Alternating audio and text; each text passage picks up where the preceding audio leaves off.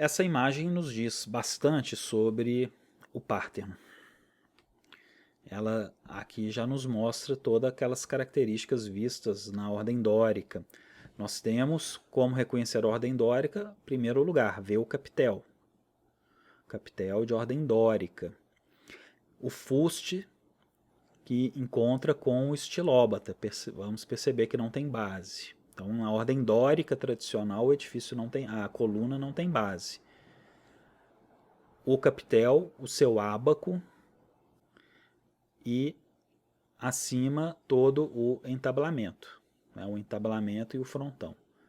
Nesse primeiro momento do entablamento, a viga, né? Essa viga é chamada então de arquitrave, e acima dela os frisos. No caso dos frisos dóricos, nós temos os tríglifos e as métopas, tríglifos e métopas, que são justamente aquelas referências ao templo antigo de madeira, que seriam as vigas, os caibros, as pingadeiras, as travas, correto? Então, aqui nós temos todos os elementos dados.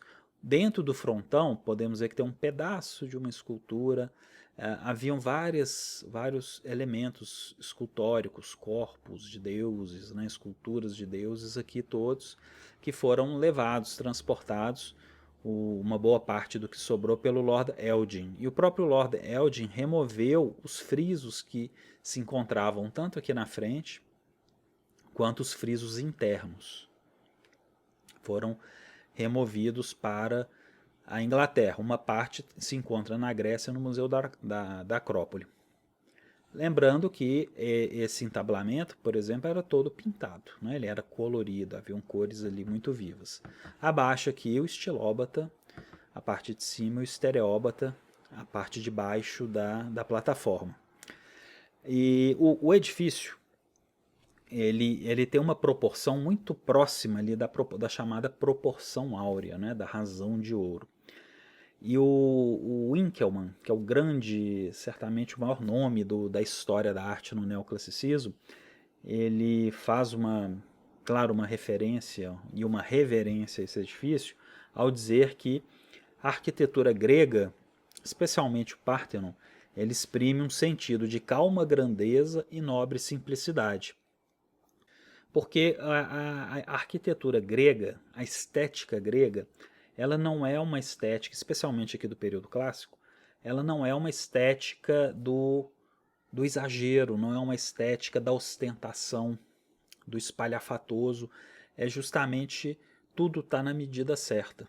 As proporções adequadas, está na medida do homem, o homem é a medida para todas as coisas, não há exageros. Ao mesmo tempo que tem austeridade, tem a elegância por ser austero, né? Quer dizer, então os gregos vão moldando vários conceitos que nós seguimos até hoje, que nós nos baseamos, nos inspiramos. Por isso que lá na frente, no Renascimento e no século XVIII, XIX, o movimento neoclássico ele busca reproduzir, ele busca transportar essas regras, essas proporções para os edifícios do seu tempo, né, dos edifícios contemporâneos. Por exemplo, a Casa Branca em Washington, né? A cidade de Washington é uma cidade neoclássica, o monumento a Lincoln, Thomas Jefferson, a Casa Branca, o Capitólio dos Estados Unidos, enfim, várias cidades ao redor do mundo, a França, né, o Arco do Triunfo em Paris, em vários lugares do mundo, o neoclassicismo ele vai ter sempre essa referência, né? Muitas vezes mais do mundo grego do que do mundo romano. Né? Então o Winkelmann vale a pena conhecer, né? Veremos ele também mais para frente em outros momentos. A calma, grandeza e nobre simplicidade. Né? Só conhecemos os cânones, né, dos gregos através de Vitrúvio, arquiteto romano do século I a.C. Vitrúvio foi aquele primeiro tratadista, não sobrou nada dos gregos. O que os gregos escreveram, e haviam textos gregos sobre arquitetura, sobre arte, proporção, como construir e tal, isso tudo se perdeu na história. Perdeu. Né?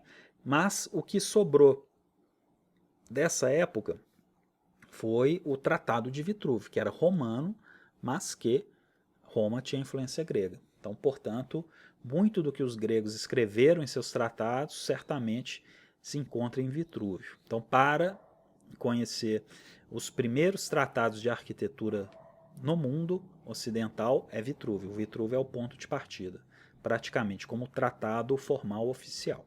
Aqui é a escultura do Fídias, né, uma reconstrução dela a partir de relatos e a partir de outras obras de arte, moedas, por exemplo, que replicavam aquilo que tinha lá dentro do colosso, né, dessa grande escultura de Fídias, que é Athena Parthenos, ou Athena Varvakeion, uma cópia romana, segundo o original grego, da oficina de Fídias, século V a.C.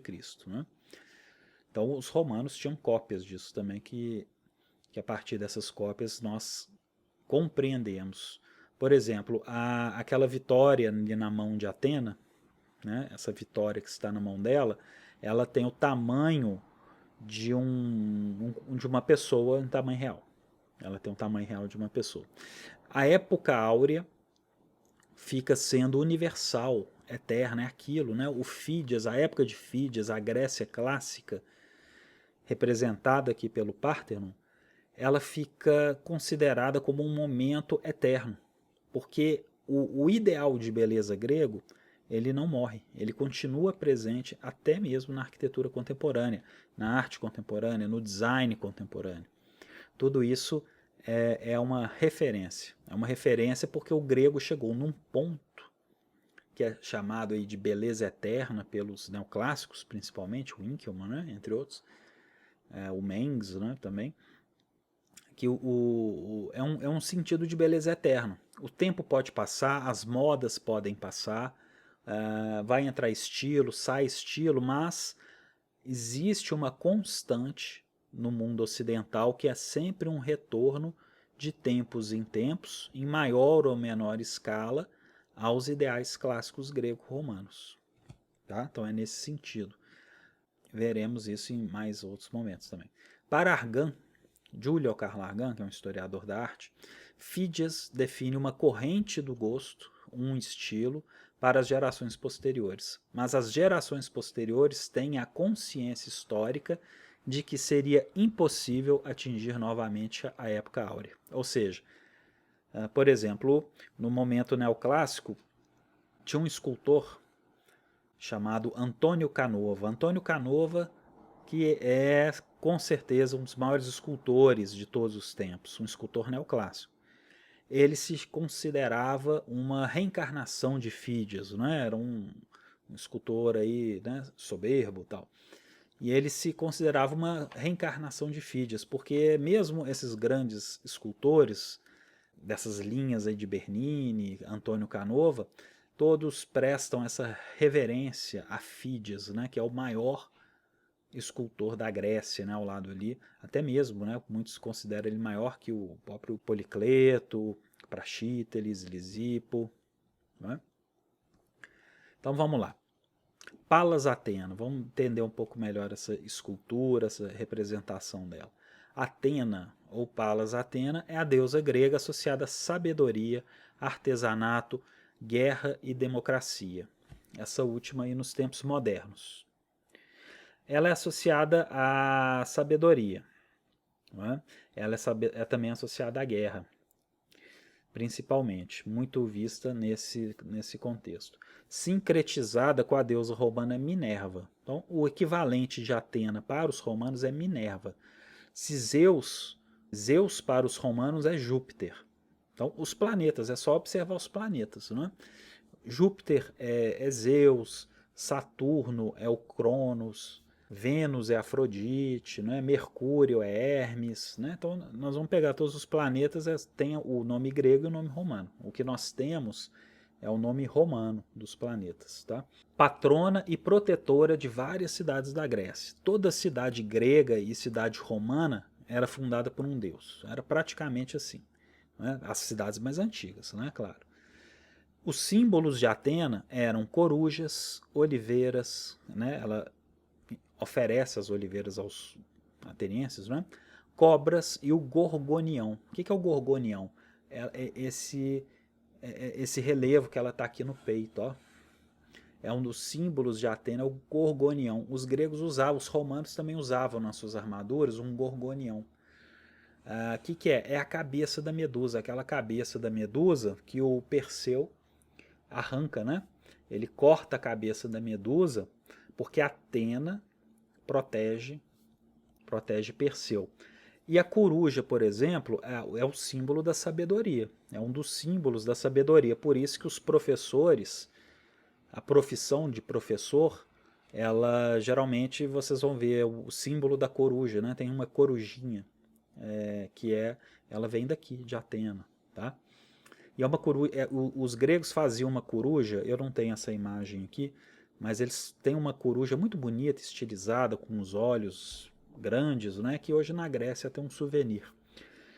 Os seus atributos são capacete e lança. Panatenaia, é aquela festa que eu havia comentado, da procissão panatenaica. Não é? É o principal festival em Atenas, que era celebrada durante o mês de Hecatombaion, que é o meio do verão. Nasceu, segundo a mitologia, da testa de seu pai Zeus. Atenas superou Poseidon em uma competição pelo patrocínio da cidade, criando a primeira oliveira. Então, a origem da própria oliveira está em Atenas. Atena Partenos é Atenas a Virgem. Partenos significa virgem. Atenas ajudou os heróis Perseu, Héracles, que é o Hércules, né? Belerofonte, que é um herói matador de monstros, Jasão, lembra do Jasão e os Argonautas, o Odisseu, lá na Guerra de Troia, e na Ilíada, né? Na Ilíada e na Odisseia, e os gregos na Guerra de Troia. Então ela ficou ao lado dos gregos na Guerra de Troia e contra os troianos. Afrodite, a deusa do amor, ficou do lado dos troianos. Né? Os deuses participavam de tudo. Junto com Afrodite e Hera, Atena foi uma das 3 deusas do julgamento de pares, quando começa a Guerra de Troia, né? Lá no início. Atena competiu contra a mortal Aracne em uma competição de tecelagem, depois transformando a Aracne na primeira aranha. Então por que a aranha? Aracnídeos. Os aracnídeos, aranha. Né? Esse nome Aracnídeos vem de Aracne, que é uma personagem da mitologia grega que se deu mal ali com Atena. Né? Atena transformou ela, uma hábil aranha. Né? Então por isso que a aranha produz, né? A aranha produz as teias, é a origem mítica da criação das aranhas, né? Como que os deuses criaram o animal. Ela transformou a Medusa em uma górgona. A Medusa, gente, era uma mulher muito bonita. Né? Ela era uma sacerdotisa do templo de Atena. E ela transforma a Medusa em uma górgona, um ser horrível, né? Um monstro, depois de testemunhar seu estupro por Poseidon em seu templo. A mitologia grega, ela tem passagens realmente que a gente fica assim perplexo. O Palladion era uma estátua talismã de Atena que se dizia estar em seu templo na Acrópole de Troia. Atena esculpiu a própria estátua à semelhança de seu amigo morto, Palas. Recordando a ordem dórica, que surge por volta ali de 600, 650 a.C., no período arcaico grego, o Pártenon, claro, ele é um templo dórico, octa-estilo, porque tem 8 colunas na frente, e sua tipologia é um perípeto, né? Ou seja, ele tem colunas livres ladeando todo o seu perímetro, né? E recordando, né, que de onde vem a ordem dórica, essas formas que a gente encontra ali nas fachadas do Pártenon, são imitações em pedra das estruturas templárias de madeira. Aquilo que tinha anteriormente eram templos de madeira, esses templos se perderam. E como essas formas foram agregadas à tradição, se tornaram sagradas, os gregos no período arcaico foram gradualmente transportando, esculpindo essas formas, como por exemplo pontas de vigas, de travamentos, e outras tantas peças de madeira foram sendo transformadas, simbolizadas, representadas na pedra, não é? Escultoricamente. Então eu indico aquele livro, né, do Summerson, a Linguagem Clássica na Arquitetura. Para mim é um dos melhores livros de introdução, mas que é um livro fantástico, né, que ele explica muita coisa, né? Ele dá não só da antiguidade, mas também do Renascimento, do Barroco, né, daí para frente. Lembrando que as construções em pedra, por exemplo, o Parthenon, ele não tem cimento, ele não tem argamassa. As pedras são encaixadas como se fossem blocos de Lego, né? Elas têm uma precisão milimétrica.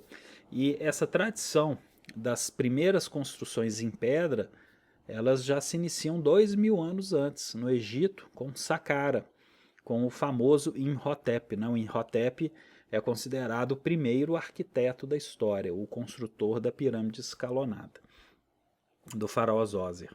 E para Summerson, recordando, quando vemos um templo dórico de pedra, estamos vendo uma representação esculpida em pedra de uma ordem dórica construída em madeira, ou seja, um equivalente escultórico, né?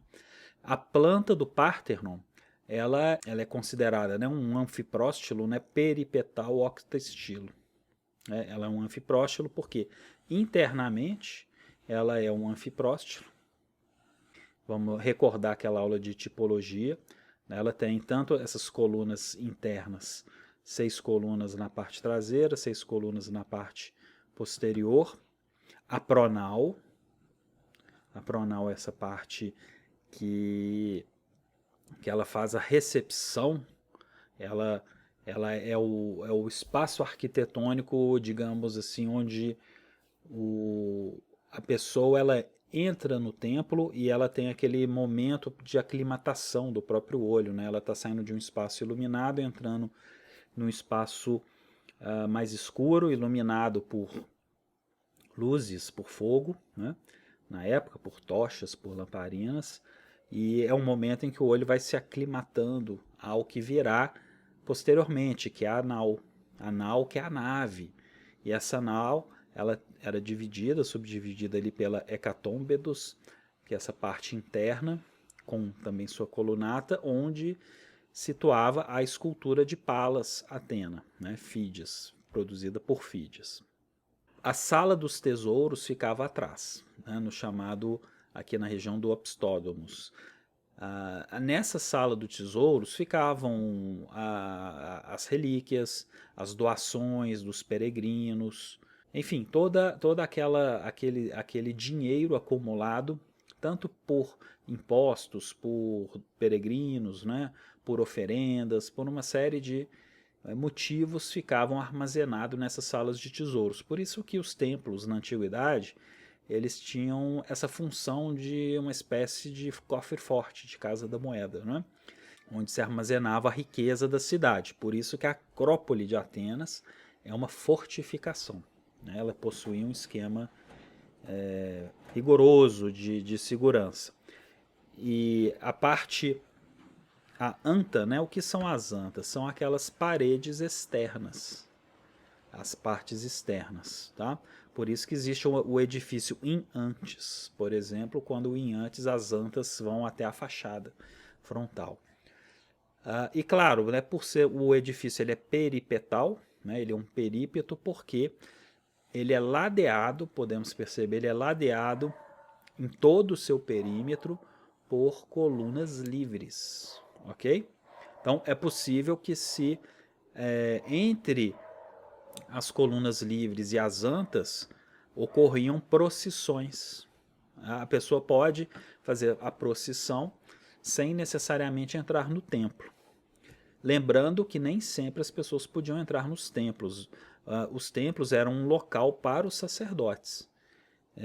Haviam templos que a população entrava, mas em geral o templo na antiguidade, em Grécia e Roma, até mesmo, por exemplo, para os judeus, o Templo de Salomão, na Bíblia, é um exemplo típico, um templo que o povo não pode entrar, o povo fica do lado de fora, ele faz os seus sacrifícios nos altares, nas áreas do lado externo do templo, podiam haver vários espaços para sacrifícios, mas o espaço interno era extremamente sagrado, não é?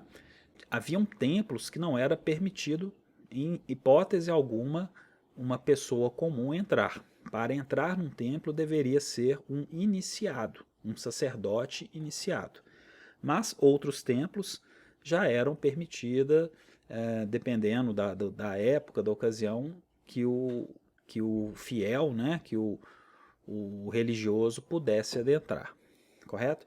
Essas plantas esses nomes são difíceis de entender, de decorar, por isso é necessário a aquisição de dicionários de arquitetura e dicionários de arte, porque essas consultas serão frequentes.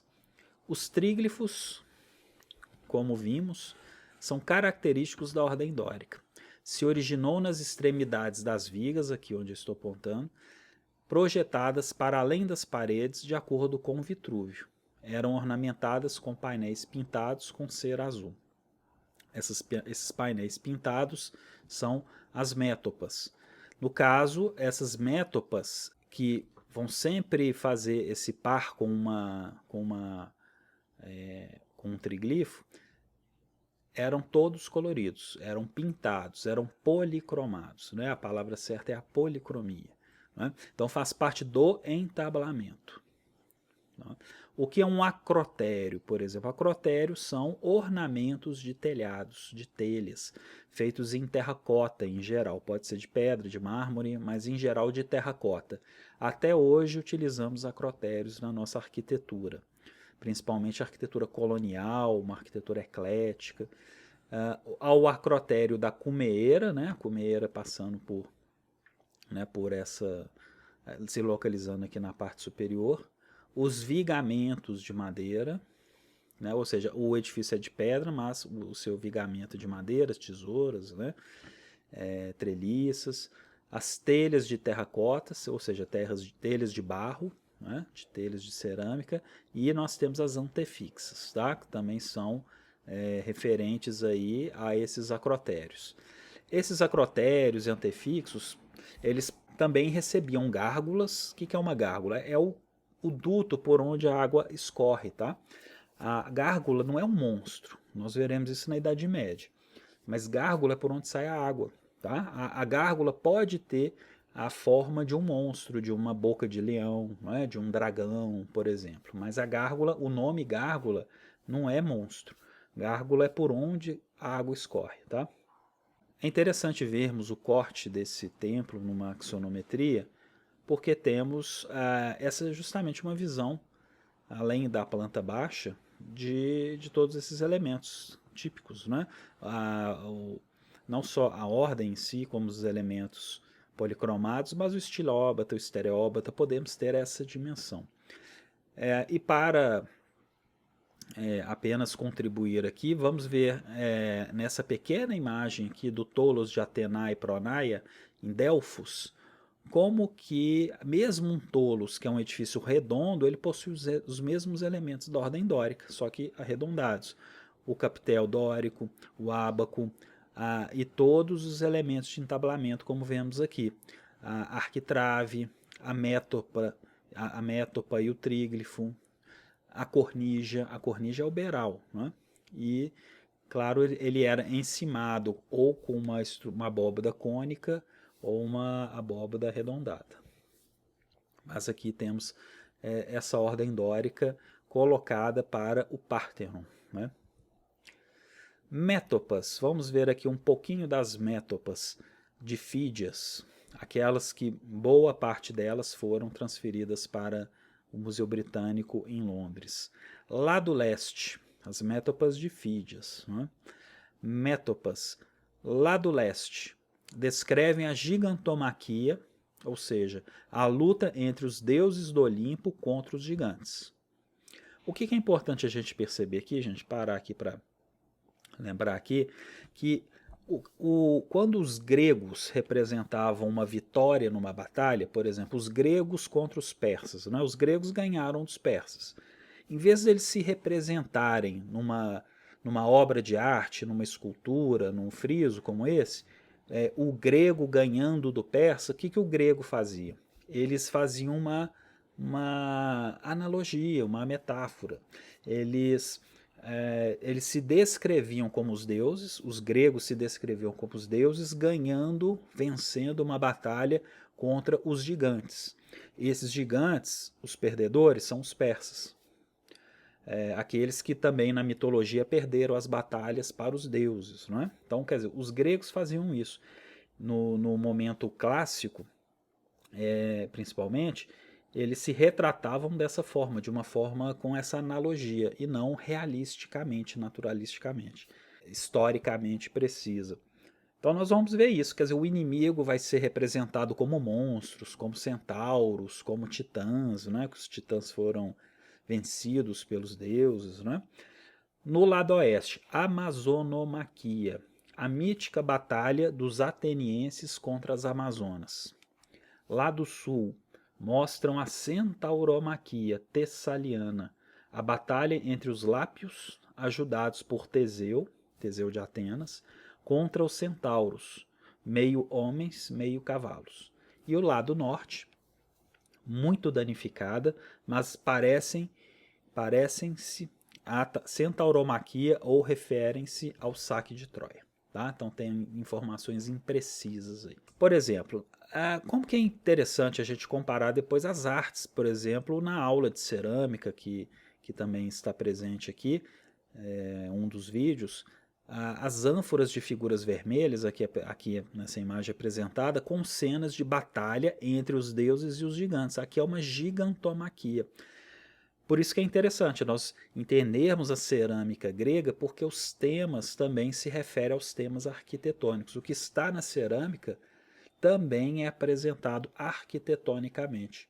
Não tem como estudar as artes separadas. A arquitetura separada da pintura, da escultura, da cerâmica, tudo conversa. Né? E lembrando que a cerâmica era certamente o meio mais importante para a difusão de imagens e conceitos na Grécia Antiga. Imagina que as crianças na Grécia Antiga, imaginem essa situação, né, que eu já comentei numa aula de cerâmica.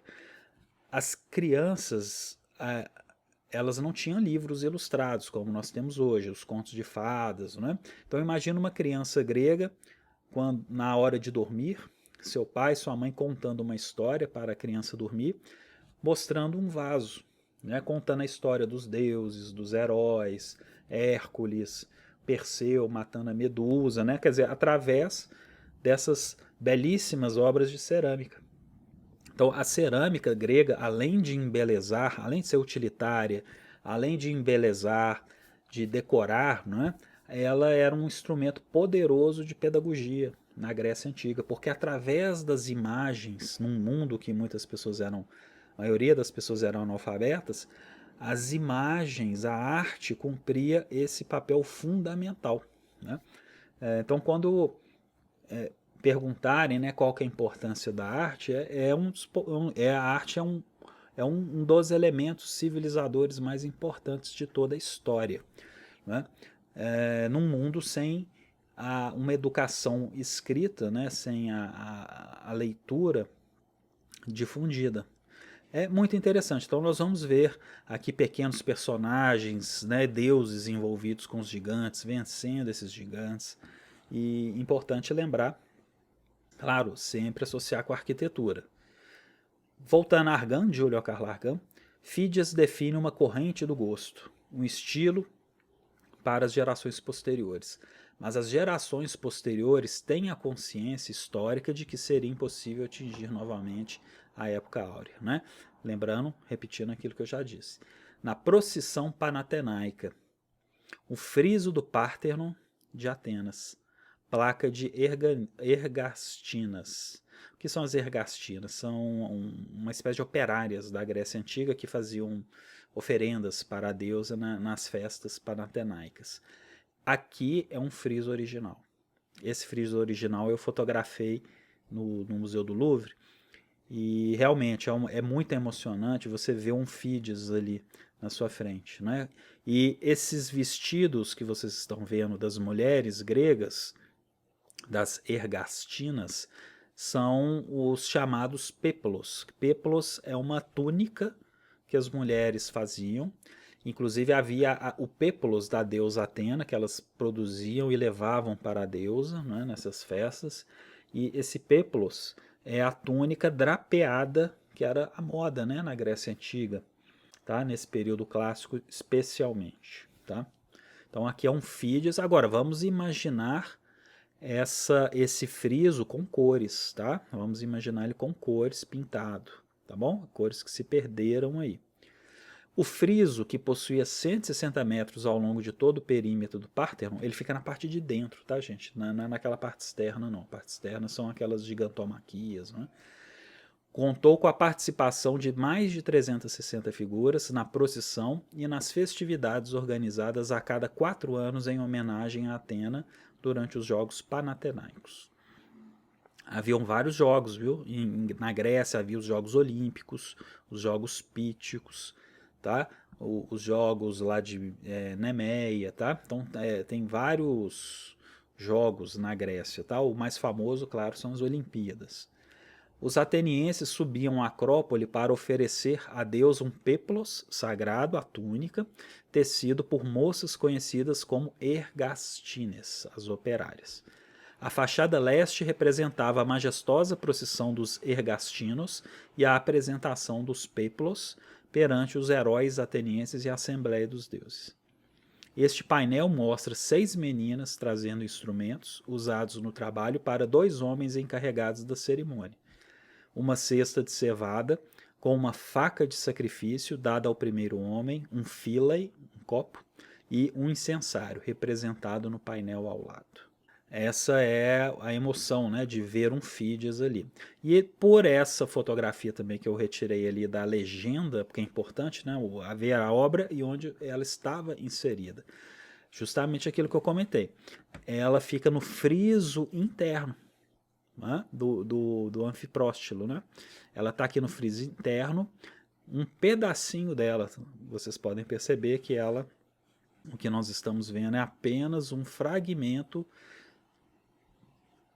daquelas 360 figuras lá que compunham esses conjuntos aí de frisos, né, da época de Fídias.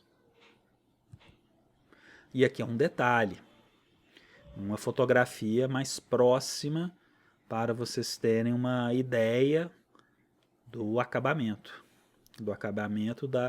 do mármore, né? Esse é um mármore pentélico. Aqui nós vemos os frisos do Pártenon no Museu Britânico em Londres. Esses aqui são os mármores de Elgin, aqueles que eu comentei lá atrás. O friso do Pártenon descreve, em baixo relevo, datado de 438 a.C., a procissão pantenaica, que acontecia em Atenas a cada 4 anos. Foram removidos pelo Lord Elgin em 1806, inclusive com fragmentos do frontão, tá? Esculturas aqui do frontão, tá? No caso aqui também temos a presença de altos relevos. Esse é o Museu da Acrópole, é o novo Museu da Acrópole de 2004, uma arquitetura contemporânea que surge lá no século XIX para abrigar as peças da Acrópole. Tá? Atualmente, existe um novo museu equipado com instalações técnicas para a conservação dos artefatos gregos de valor incalculável, onde eventualmente as esculturas do Pártenon serão reunidas. Eles estão esperando os ingleses devolverem, né? Eles sonham por esse acordo. Em 1989, o governo grego identificou suas políticas com a reivindicação da devolução ao Pártenon os mármores do Museu Britânico, dando início a um concurso internacional de arquitetura, ou seja, esse museu é fruto de um concurso internacional. E sua missão principal vai ser abrigar os mármores de Elgin, que os ingleses não querem devolver. Os resultados desse concurso foram anulados na sequência da descoberta de um grande assentamento urbano no sítio, que data do período arcaico para Atenas cristã. Tem um sítio arqueológico embaixo ali, então por isso que o concurso foi anulado. Essa descoberta foi integrada no novo museu. No ano de 2000 foi anunciado um novo concurso realizado de acordo com as diretivas da União Europeia. Né? Então, quer dizer, foi feito um novo concurso, o anterior tinha sido anulado.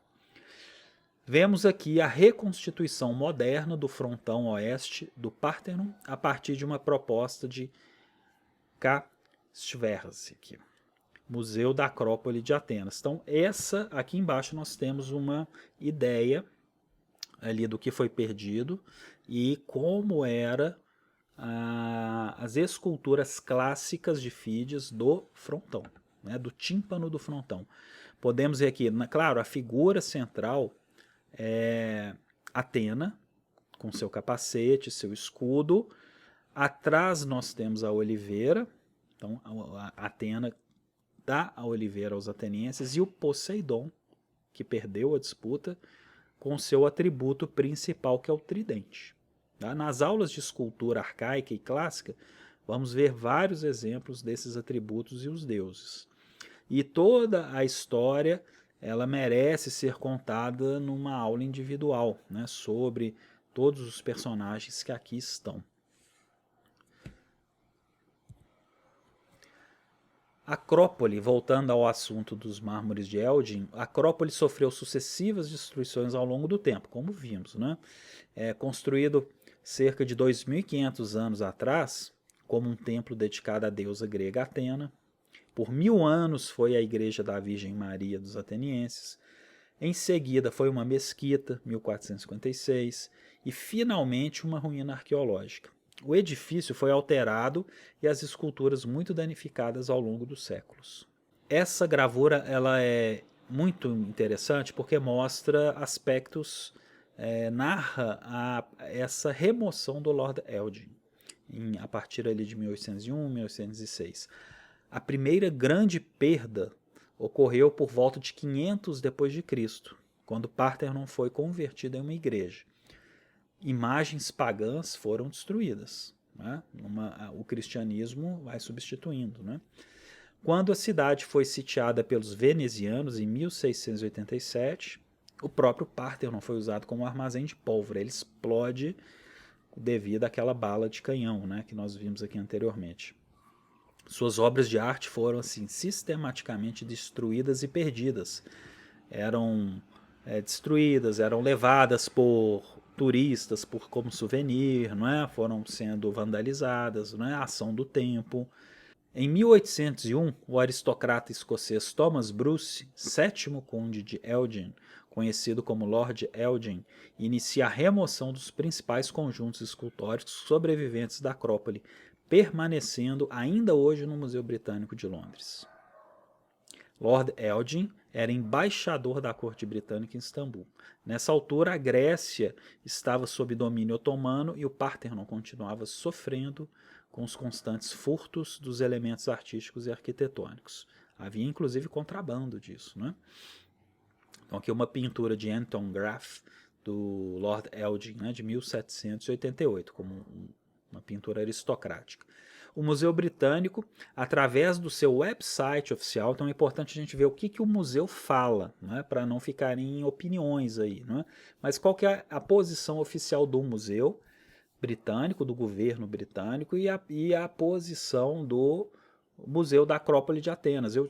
Certa vez eu fiz uma pesquisa e incluí um livro que eu escrevi sobre história da arte geral, até o século XIX. E eu fiz essa pesquisa, o que um museu falava e o que o outro museu falava oficialmente para o público geral. Isso pode ser encontrado facilmente nos websites desses museus. O Museu Britânico ele reconhece que a questão de onde as esculturas devem ser exibidas é assunto de discussão pública. Sua página na internet fornece os principais argumentos do debate do ponto de vista inglês e também recomenda a leitura do ponto de vista grego, que pode ser encontrado na página oficial do Ministério da Cultura Helênica. O Museu Britânico argumenta, importante, que os arqueólogos em todo o mundo estão de acordo com o fato de que as esculturas sobreviventes nunca poderiam ser religadas à estrutura. Então aqui já é um argumento inglês para não devolver, né? Porque já é impossível religar a escultura no edifício, tá? Então isso tudo é discutido, não tem nada certo, tá? Em 1800, apenas cerca da metade da decoração escultórica original permanecia. Entre 1801 e 1805, Lord Elgin, embaixador britânico, né, do Império Otomano, do qual Atenas fez parte por cerca de 350 anos, Grécia ficou na mão dos turcos otomanos por 350 anos, atuando com pleno conhecimento e autorização das autoridades locais, removeu cerca de metade das esculturas remanescentes das ruínas caídas e do próprio edifício. A chegada das esculturas em Londres teve um profundo efeito sobre a opinião pública europeia, regenerando o interesse na antiga cultura grega e influenciando as tendências artísticas neoclássicas. A própria arquitetura neoclássica ganhou um vigor, né, quando os mármores chegaram. Então, olha que interessante. O argumento inglês é que os ingleses encontraram o Párteno em completo abandono. E eles vão dizer que se não fossem por eles, pelos ingleses, provavelmente esses mármores teriam se perdido mais ainda. Tá? Então esse é um argumento inglês. Essas esculturas foram adquiridas a partir do Lord Elgin, né, pelo Museu Britânico em 1816, na sequência de um inquérito parlamentar. Foi investigada, aprovada e legalizada todas essas ações. Desde então, o Museu Britânico as expõe com entrada gratuita.